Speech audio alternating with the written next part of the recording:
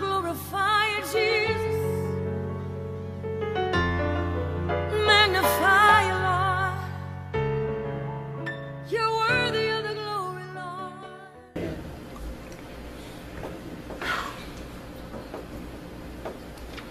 I tried to warn y'all it would shift, and it's not done shifting because there's some information that I know, if there's ever been a question that I've tapped heaven open, I know this is it. Last week we concluded with the fact that Jehovah M. Kadesh sanctifies us to grow us into who he made for us to be in the place that we are supposed to be in. And it's not what someone else thinks we should be.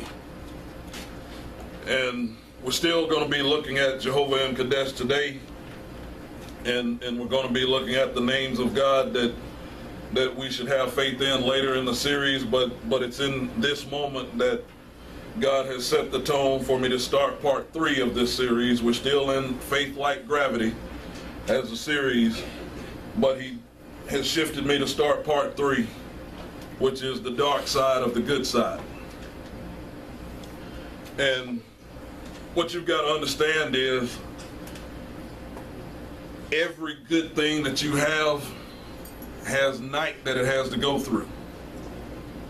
So you can have the best relationship, you can have the best job, you can have the best children, you can have the best body, you can have the best health, you can have whatever you want to have the best of, night's gonna fall on it. And you've got to understand how to make it through the night, because he shows us and lets us know many different things. Many are the afflictions of the righteous, but the Lord delivers us out of them all. He lets us know that weeping may endure for a night, but joy comes in the morning. So he's trying to continually warn us and let us know that there are times that you're not going to be able to see.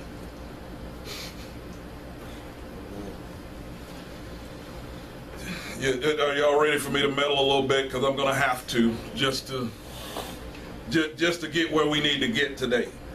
I want you to go with me to Psalm 16 and verse 7, because you got to know how to get through the night. You got to know how to get through the times to where you can't see how things are going to turn out. Now I know that that's an uncomfortable place for you, because you would just love to know how everything's going to work out before it works out. But we don't get that privilege. We don't get the okay to know exactly what's going to happen every time night falls. But what we do get the okay for is to know that we're going to be okay after night's done. The night that happens to us is actually designed to get us to the day that's been waiting on us. So each time that you have to endure something that you have no clue as to how it's going to turn out, it's getting you a day closer to what he's designed for you to have as your best. So for each time that you have to encounter that bad thing, don't give up. Each time that you have to encounter that dark thing, don't give up.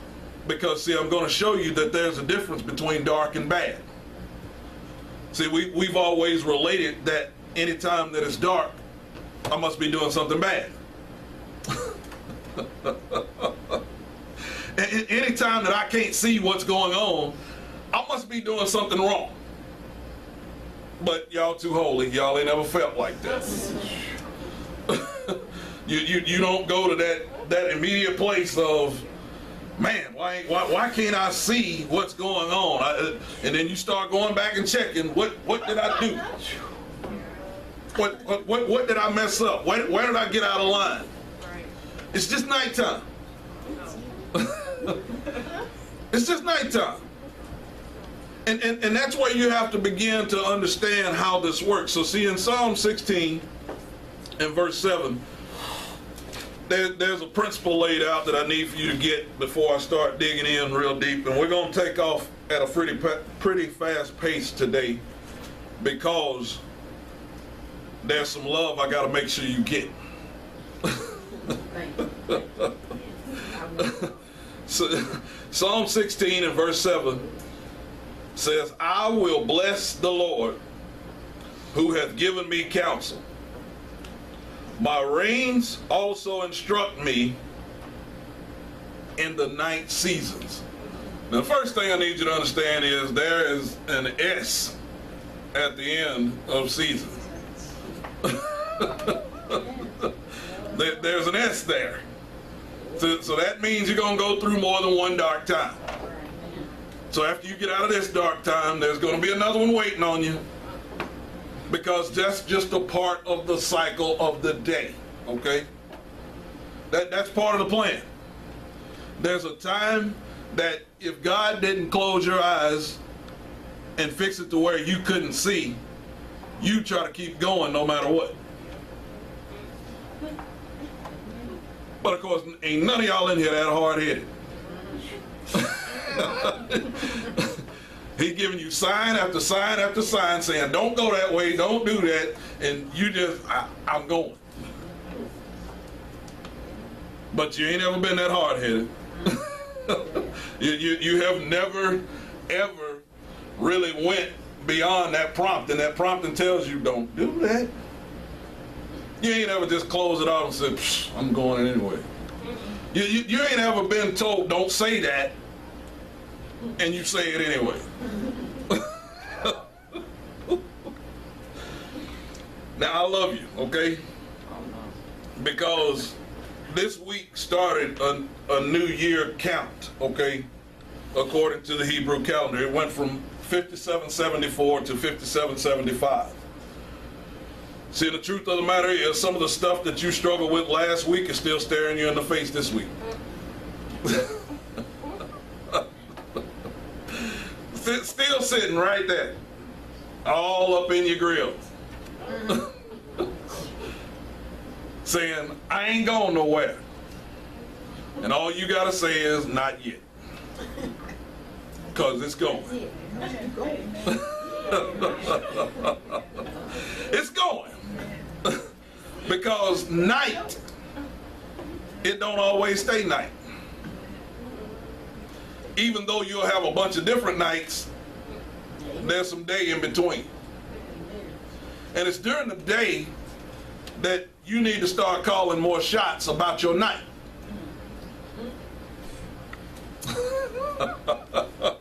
When you can see, that's when you need to start prophesying about when you can't see. See, that's a crucial lesson that I got to show you, because in Genesis 1, go with me to Genesis 1, because I'm about to show you Genesis 1 in a way that it's going to be a little bit different for you. Genesis chapter 1, verses 1 through 5 says this. Genesis chapter 1, verses 1 through 5 says, in the beginning, God created the heaven and the earth. And the earth was without form and void. And darkness was upon the face of the deep, and the Spirit of God moved upon the face of the waters. And God said, let there be light, and there was light. And God saw the light, that it was what? Good. And God divided the light from the darkness. And God called the light day, and the darkness he called night, and the evening and the morning were the first day. Now understand this. There in verse 3, it says, God said, let there be light, and there was light. Then in verse 4, it says, and God saw the light, that it was good. And God divided the light from the darkness. But I need for you to understand something about the darkness. Notice he doesn't call it good or bad. He doesn't call it good or bad. See, because he lets you call your night.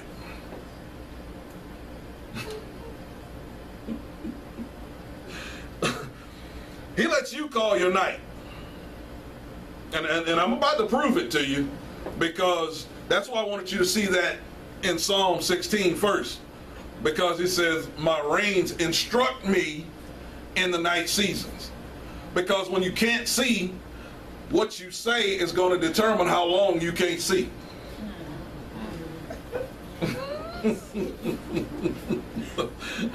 When you cannot see, what you say while you cannot see is going to determine how much longer you keep not seeing. It's dark in here. You just extended your darkness time. This right here is terrible. I hate this. You just extended your darkness time. This right here, I can't work like this. You just extended your darkness time.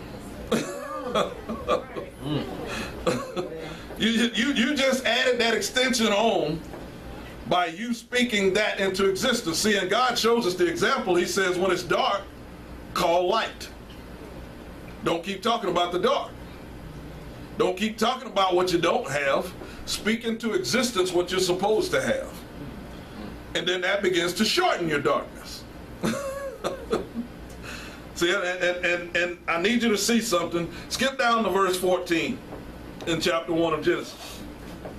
Because in verse 14 it says, and God said, let there be lights in the firmament of the heaven to divide the day from the night, and let them be for signs and for seasons and for days and years.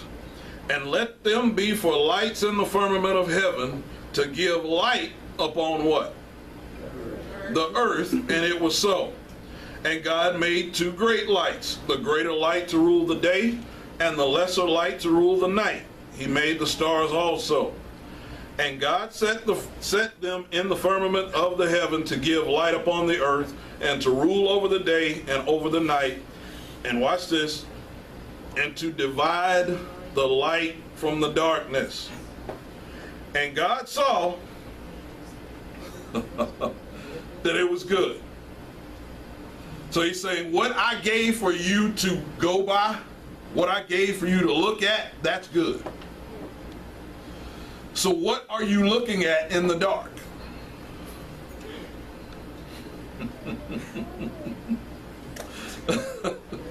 He's saying, what are you looking at in the dark? Because I put some good stuff in it.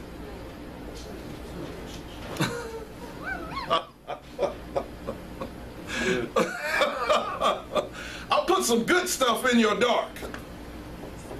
Because I'm put that there so that can let you know about your days, your years, and your seasons. I'll put some stuff inside of those dark times of your life that will give you signs to let you know when things are changing. But you keep looking at the dark instead of what he gave you to look at within the dark.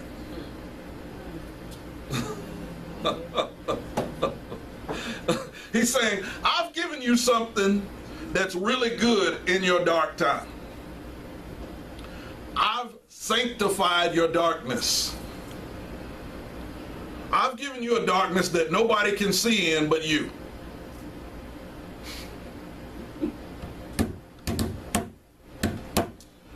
I've given you a darkness that looks like nothing that anybody else has ever seen. Because they don't know how to look at your darkness.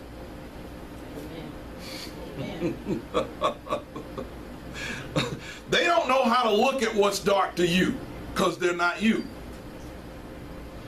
And that's why when you go look at them, man, help me out. That's why they can't help you. Because they ain't seen no dark like your dark. Their dark is different from your dark.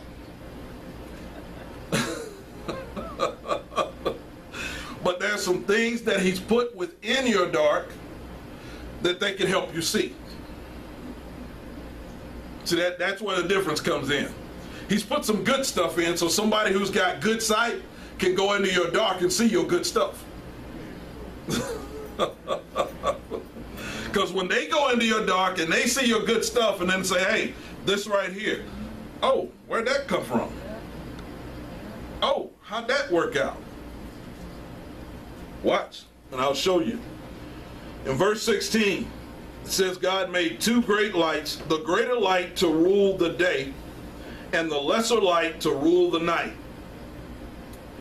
And then it says he made the stars also. Just little glimmers. See, but y'all keep despising the small beginnings.